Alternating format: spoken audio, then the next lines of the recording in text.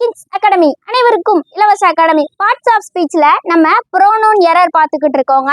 இன்னைக்கு டே 64 வாங்க வீடியோக்குள்ள போகலாம். அழகா இருக்குல்ல? நான் தான் எழுதுனேன். சரி, நம்ம நேற்று என்ன பார்த்தோங்க?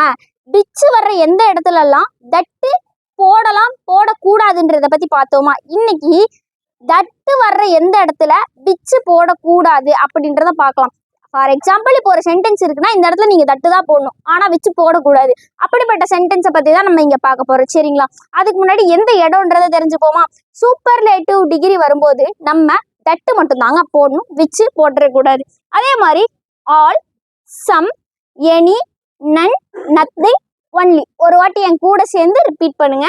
ஆல், சம், எனி, நன், நத்திங், ஒன்லி. சரிங்களா? ஓகே, இப்போ எக்ஸாம்பிள் சென்டென்ஸ் வந்து நம்ம பார்க்க போறோம். இங்க பாருங்களேன். ஆல் விச் வருமா, தட்டு வருமா? Glitters are not gold. அதாவது all which glitters are not gold வருமா, இல்ல all that glitters are not gold வருமா மக்களே? வெரி குட்ங்க, தட் தான் வரும். ஏன்னா இது ஒரு ப்ராவர்ப், அதனால நீங்க ஈஸியா சொல்லிட்டீங்க. ஒரே நிமிஷம். இப்படிதான் மக்களே பல சோதனைகள்லாம் வரும், அதெல்லாம் விட்டுருங்க. ஓகே, தட்டு தான் வரும். எஸ் அப்படின்னு அர்த்தம். அதாவது எஸ்னா ஆமா அப்படின்ற அர்த்தம். சரிங்களா? விச்சு போடக்கூடாது.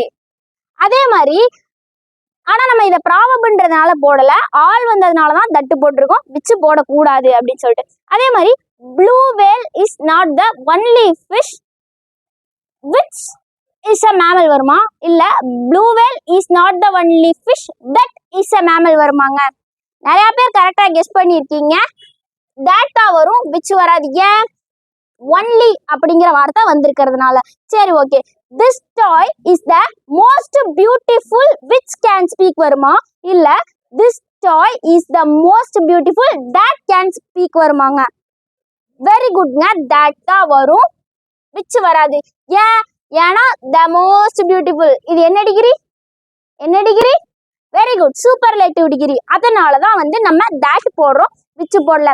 நாளைக்கு நம்ம சில இடத்துல விச்சு போட்டாலும் சென்டென்ஸ் மீனிங் கரெக்டா இருக்கும். ஒருவேளை விச்சு போடாம அப்படியே விட்டாலும் சென்டென்ஸ் மீனிங் கிராமட்டிக்கலாவும் சரி மீனிங்ஃபுல்லாவுமே கரெக்டா இருக்கும். அதை பத்தி என்ன மாதிரி சென்டென்ஸ் அப்படிங்கிறத பத்தி நாளைக்கு பார்க்கலாம். சரிங்களா? தேங்க்யூ.